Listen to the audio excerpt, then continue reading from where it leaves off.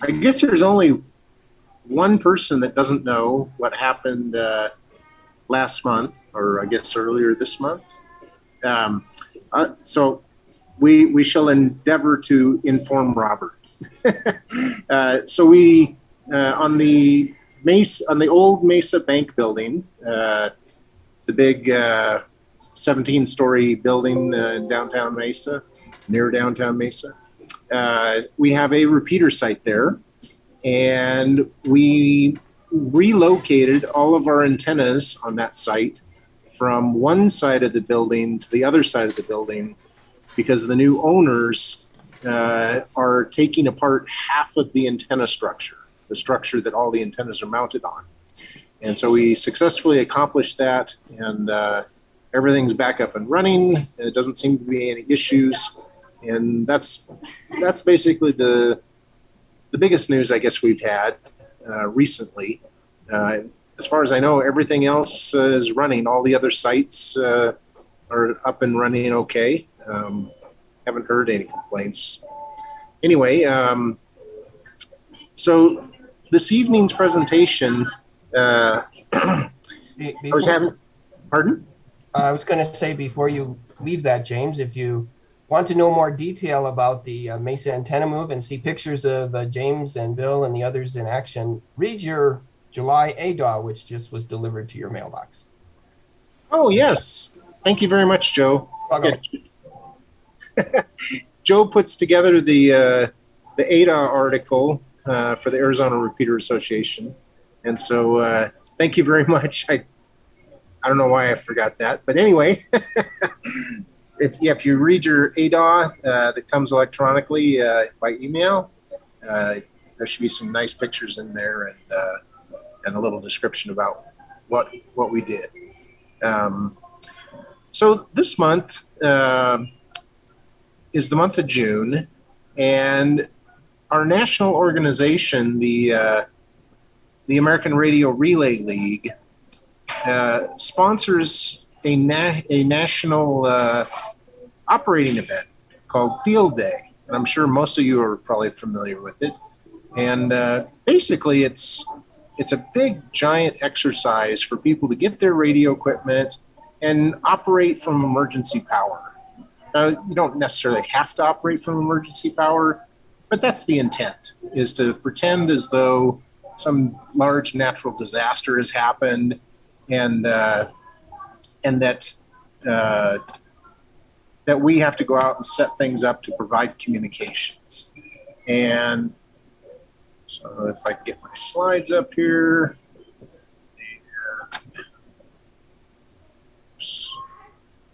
Share screen. And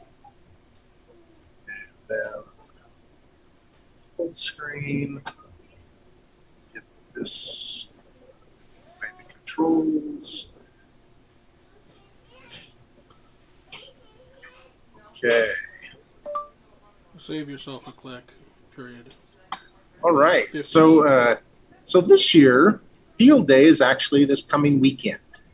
And so this Saturday and Sunday here in Arizona, starting at 11 o'clock, running for 24 hours. For most people, 24 hours. People will be trying to make contact with other stations all across the United States and Canada, and maybe work some DX in the process too. But it's mostly a U.S. and Canadian type of event.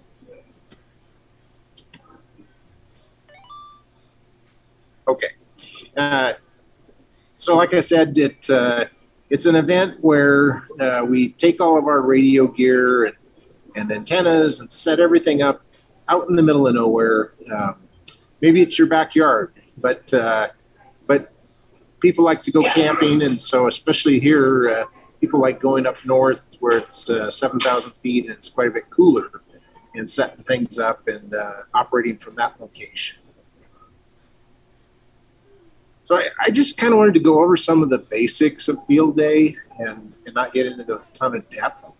There's a whole rule book that's it's like 40 pages that describes the event. And a lot of the rules, as we'll get into a little further, are geared towards trying to incentivize people to do certain things. So just a little history, Field Day started back in 1933, and ARRL is the original sponsor of it, and they've been running it ever since. Now there were a few years in there that there was a hiatus, namely during World War II, that kind of everything was shut down. So nobody operated Field Day in those years. But and there was a couple of years where there was actually 2 field days. I think if I remember right, that was in 1938. That they did it in June, the 4th weekend in June, like they had always done, when they initiated it, and they liked it so much that they did it again in August. So if I remember right, there was only 1 year that they did it twice. But and there's been lots of rule changes over the years, over the decades. But in general, it's been an outdoor event set up with emergency type power. It happens to be one of the largest events that takes place. The U.S. has the most operators by far of most of the world. If you technically counted all of Japan's licensed operators, they would have way more, but they license everything under the sun. So CBs and family radio service, and they license everything. So you can't really count that. They really only have about 35, 40,000 actual amateur radio operators, whereas the U.S. has over 750,000. How many of those are actually active? Who knows? The ARRL has something like 170,000 members. So maybe those are the active folks, or at least a good portion of them. They usually get something on the order of 250,000 people that participate. 25,000 people that participate in Field Day, based on the logs that get turned in, or not logs, but the summary sheets that get turned in. And it's sort of a test to see just how prepared people are. Can they set their equipment up on fairly short notice? Now, you may have been preparing for months, but most people try to set up within 24 hours of the operation starting. So it's a good test to see if people can get all their stuff set up and working, and then make it run for 24 hours. Field Day, lasts for 24 hours. In general, there is an extension. If you set up, I forget the exact amount of time, but if you set up, I think, starting the morning of Saturday, when the event starts, then you're supposed to get, I think, an extra 3 hours of operating. But in practicality, that 3 hours is tacked on at the end. And when the end of the event, when it stops, the band just goes dead. It's like somebody flipped the light switch off. And 90% of the people that you would be able to make contact with are now gone, because they started setting up way before that short time window where you could get the 3 hours. So even though they give you an extra 3 hours, it's almost not worth trying to operate those 3 hours. You'll be calling CQ for a long time, perhaps, and not making hardly any additional contacts. But it is available. And like I said, in the past couple of decades, ARRL has tried to incentivize people to add a lot of elements by giving bonus points for various things, like getting youth participation. So if you have people under 18 years of age, you get bonus points for that. And so just some of the basic rules. It's mostly, like I said, a U.S. and Canadian-centric kind of an event. It covers the International Amateur Radio Union Region 2, which primary groups there are the U.S. and Canada. Of course, Mexico's included in Central and South America, but there's not a huge number of operators there. Most of them are in North America. And one of the things that people like to encourage for field day is that it's a station or multiple stations set up at a location. And most people that set up for field day, most of them will have at least a few people that are extra class licensees. And so they can be control operators so that you can go anywhere on the amateur bands and communicate.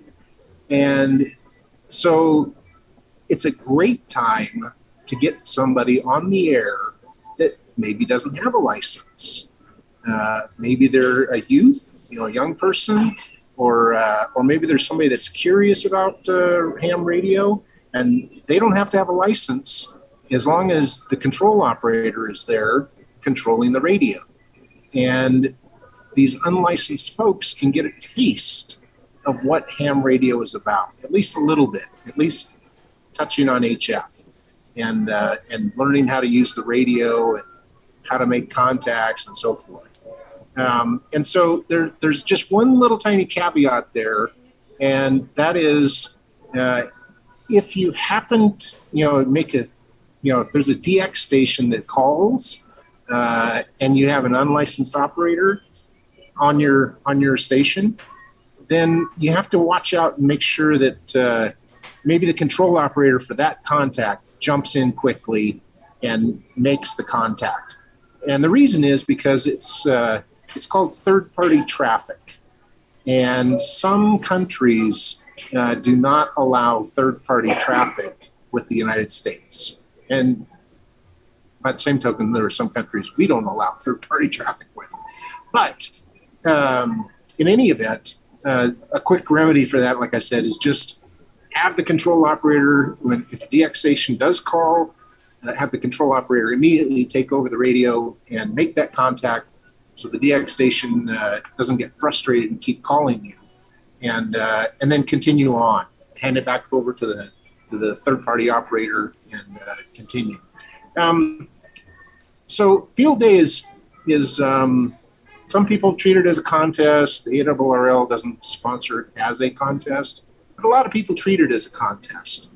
And so all the newest HF bands that we've received over the last 30 years, no, almost 40 years now, so 60 meters, 30, 17, and 12 are not part of the field day event. And so those bands are open for people to make, regular casual contacts as they would any other day. It's not part of the event. And for here in Arizona, of course, field day has always been the last full weekend in June. And for Arizona, that starts at 11 o'clock. Yeah. I believe that it's actually the fourth full weekend in June. That's usually the last, but once in a while, June has 5 full weekends. Oh, good point, Clark. That's right. Yeah, it's the fourth. Yeah, most of the time it's the last one, but it's not always. Yeah, I should correct that. Yeah, it's the fourth full weekend in June, and then it runs, of course, for 24 hours. And so there's lots of different entry classes. There's class A through F, I think. Most people, I think, operate class A. And what that means is that it's emergency power. So it's running off batteries, running off a generator, something other than wall power, wall socket. And what that gives you is one free station that you can operate on 50 megahertz, so 6 meters and above. So you can operate one free station to run 6 meters, 2 meters, 70 centimeters, 1.2 gig, whatever frequencies you have available above 50 megahertz. And a lot of times, especially now, we've got some sunspots coming back. The cycle is on the upswing. So I'm expecting 6 meters to have some openings We haven't had any in quite a while because we've been at the bottom of the sunspot cycle, but it's looking promising this year. And then, of course, points. This whole thing is based on points, and we all covet points. And so CW in digital mode contacts are worth 2 points each, whereas if you get on the microphone and talk to people, it's only 1 point per contact. So if you learn CW and you can make CW contacts, great. And if not, that's okay. Digital contacts are also 2 points. So get on FT8, get on RIDI, get on PSK31, and make some digital contacts. If your contacts, so over the years, the power multiplier has changed. And so it used to be that if you made contacts with less than 150 watts, you could get a multiplier of 2 for all your points. But this year, it looks like they've actually changed that. And they've said, okay, there is not going to be any high power category. So there's no legal limit category. They want everybody to operate with 100 watts or less. And I guess we'll see how that works out. But maybe they think they're going to level the playing field. But we'll see. It's fine. It's not so much about the points. Well, it is about the points. But anyway, there are lots and lots and lots of bonus points available. And so another reason people like running Class A is because if you run Class A in emergency power, not only do you get that free VHF station, or UHF station, but you can get bonus points for how many transmitters you have on Class A. So if you run 2 alpha, you get 200 additional points. If you run 4 alpha, that's 400 additional points. If you run 50 alpha, like some folks back in Maryland, that's a lot of extra points. You can also collect extra bonus points if you have media publicity. So if you have been advertising your event to the public, or if a media person comes out to your location and maybe they take pictures and they publish it in the local newspaper, or the local radio station comes out, you get bonus points for that. If you set up in a public location, so like a public park maybe, or someplace where the public can easily come up and have access, that'll get you 100 extra points. If you send a formal message to our ARRL section manager or our section emergency coordinator, who happens to be online here, I think. Is he still here? Or did he disappear? I think he's still here. Where did he go?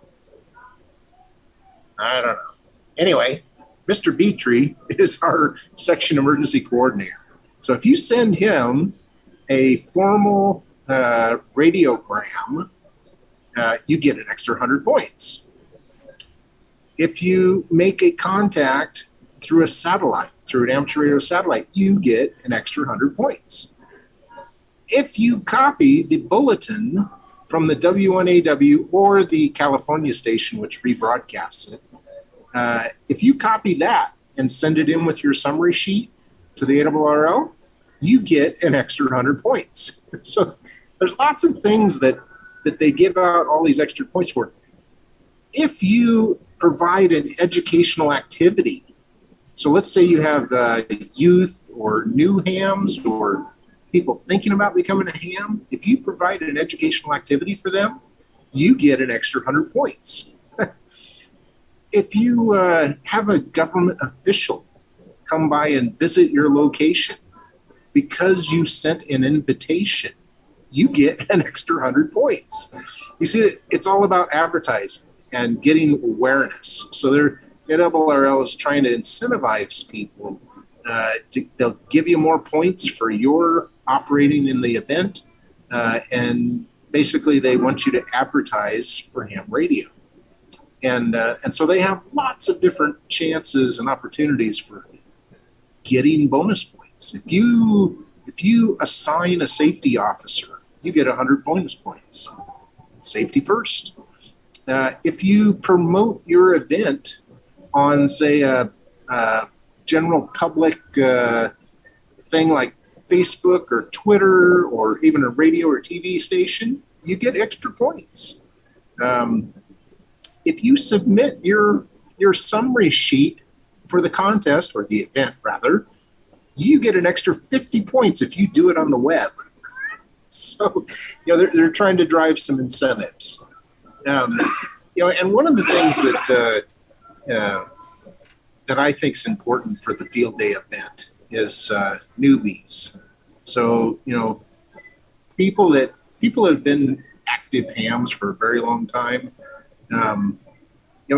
do a little teaching at this field day. And maybe there's some inactive hams or new hams that maybe haven't participated on HF. Or maybe there's people that don't have a license yet, but they've been curious about it. And get them on the air, get them on the radio, and have them make contacts. Have them operate the radio, and actually do field day, and get them excited about it. And maybe we'll increase the number of active hams on the bands. So, things like, all us old guys that have been running HF for a long time, take some of these folks under your wing while you're out there at field day, and, try to identify who they are. And did I just lose Zoom? No, you're still there. Oh, okay. I just turned off my video. Okay. So, so try to identify those folks that maybe don't have HF experience, and invite them to come and encourage them to operate. Maybe you act as a logging person for them, or help them out, be their sidekick and help them operate the radio, show them how to do it, and get them up to speed on how to do things. And, you never know, some of those young folks that they get hooked on it, and, they just came out to be with grandpa for the day, and they turn out to be one of the better operators, racking up tons and tons of points. So I thought I would at least share, if folks aren't familiar, the country is, the U.S. anyway, the ARRL has sort of split things up into, I think it's 71 different sections. Most of the sections are individual states, but there are some that are split up because they have such large populations, like Texas is split into 3 pieces. So you may hear when somebody calls out their contact exchange information, they may say that they're 2 alpha, so they're class 2, 2 transmitters in class A, and that they're in, let's say, West Texas, WTX, or South Texas, or North Texas. And so there will be thousands and thousands of people calling out for CQ and looking for what the class and number of transmitters are and where they're located by section. And so Arizona is real simple. We have 1 section, AZ, unlike California that has, I don't know, a dozen. Well, maybe it's not a dozen, but it's not far off from it. And so in the rules, you'll find all these abbreviations and what they mean, which call sign district they're in, and so you can kind of quickly look up and see where these various sections are located. And then, of course, Canada participates, so they have their provinces. And this year, I think, is new. that they're actually going to allow maritime operators. Normally, folks that operate their radios from boats, those you can make contact with those folks. That's perfectly fine, perfectly legitimate.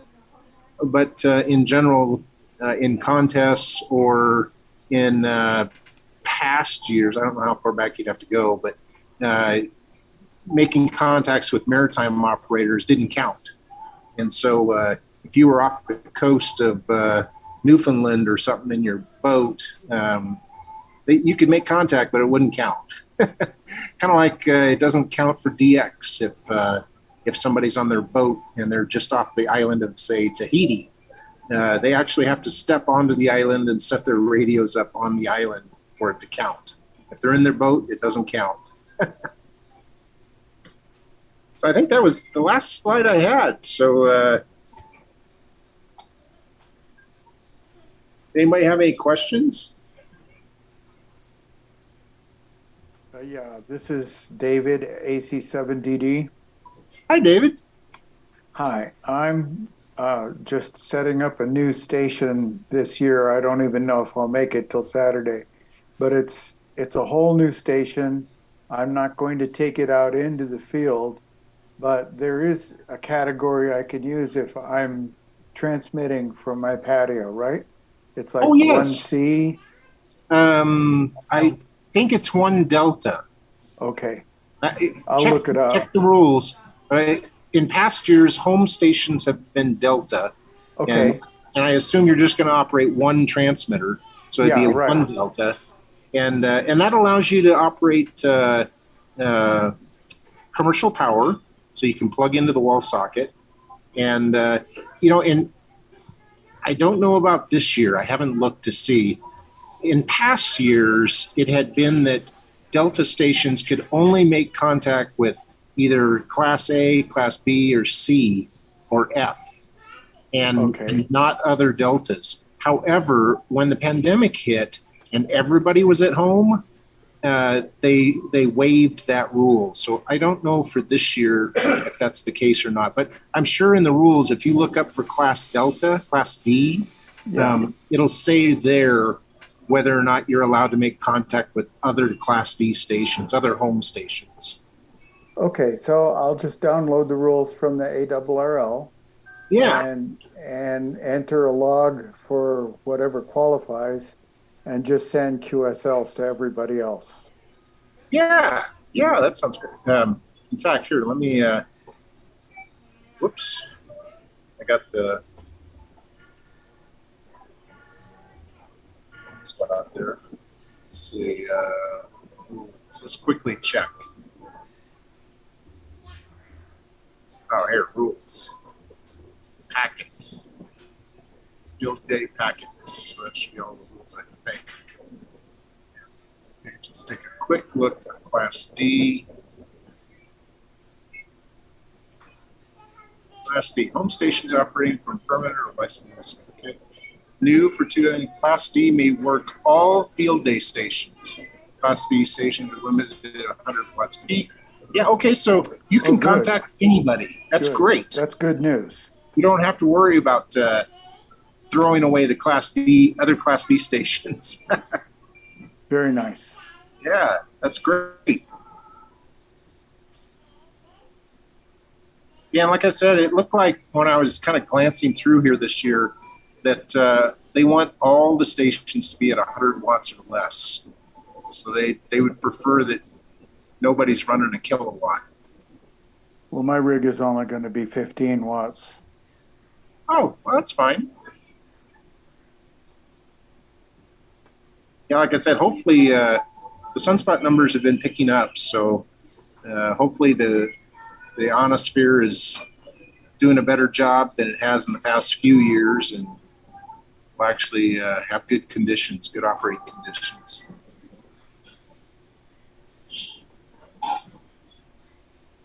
Anybody else have questions? I have a comment. Yeah, go ahead, Clark. Yeah, on the bonus points. Yeah. I think it was about, back about 94 94, 95, about my second field day.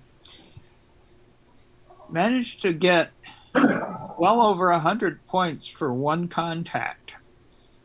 Because that year they were giving extra points, or may have even been a bonus, for doing packet. And they also were giving the satellite bonus. And I managed to contact the Mir space station on packet radio.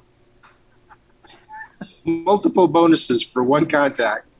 For one contact, yeah. We had a guy out using an. I was under 5 watts. It was the radio that I was using was actually my HT. And we had a 13 element beam in an Armstrong rotator. It was yelling out the approximate angle to the space station. Oh, nice. And so we managed to get into it.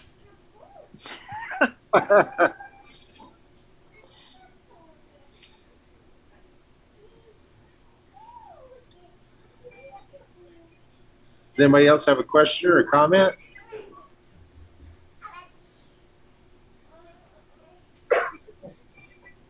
Well, I wouldn't be directly interested this year, but I was not at the beginning of the lecture. I came in a few minutes late. Is ARA going to have a group site that's running on emergency power, or is everybody fending for themselves this year? So the Arizona Repeater Association, like it says in the name, sets up and operates repeaters, and is more of a technical organization, and contacts through repeaters for field day don't count. I forgot to mention that in the beginning, that relay contacts through repeaters are not allowed, and so or contacts through the internet.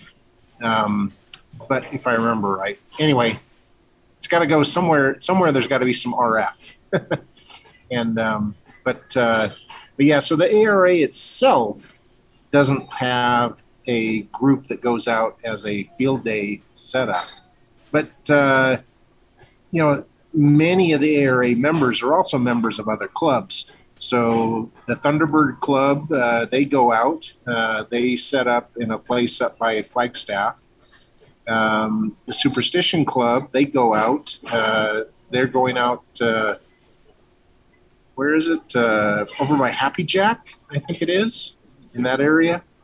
And the Scottsdale Club, we're going up to, I'm president of the Scottsdale Club. We're going up to Heber Overguard to set up. And Clark mentioned that the Marca Club is going up to up by Forest Lakes to set up. So there's lots of different clubs around the valley that that do go out and set up for field day, just not the ARA. That's great. I'll be looking through the newsletter to see who's doing that then. And yes, up around Flagstaff would be close to me. So thanks a lot. Oh, good. Yeah, the Thunderbird Club, I'm not exactly sure where they set up, but I know it's up in that area, somewhere up there by Flagstaff. I'm sure they've all published their intentions in the newsletter. Yeah.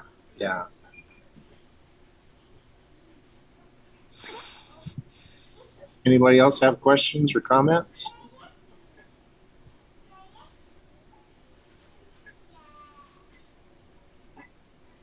Okay.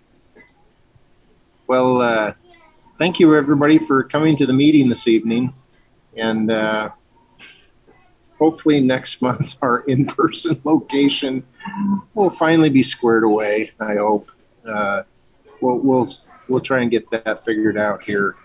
And they just like, I don't know how many of you folks were here last month, but we were locked out of the conference room at the restaurant. And I came here specifically early this afternoon, right after lunch, about 12:30, to verify that the room would be unlocked and that, yes, we were coming. And then when I got here at 5:30, like I usually do, I get here quite a bit early for the meeting. The room was locked. Nobody had the key. And I was quite frustrated. But hopefully they're under new management now. And they're trying to clean up the act of the restaurant here. And so hopefully they get the ship righted here for next month. But in any event, we'll endeavor to do better next time. But thank you everybody for coming to the meeting. Greatly appreciated. And I'll try to find a speaker other than myself for next month at the July meeting, and see what kind of a topic. If anybody happens to know of somebody that has a topic they'd like to present, it doesn't necessarily have to be ham radio. Maybe it's a tangent topic, like something to do with computers or some other technical area. Please get in contact with me, and we'll get you on the schedule, or we'll get them on the schedule, and have them present their knowledge and share with all of us. Any final comments or questions before we close out? No? Just thank you for putting this online, because I'm not driving 2.5 hours to get to the physical meeting. So this was really good for me. Well, and one of our board members, Patrick, who's on the call this evening, he actually is recording it. So we'll be able to post it online also. So since you missed the very beginning, Yep, it'll be posted on YouTube this afternoon. Oh, there you go. You All can right. catch those early minutes of the meeting. Excellent. All right. Great. Well, thank you, everybody. Thanks for coming, and we'll see you at the next one.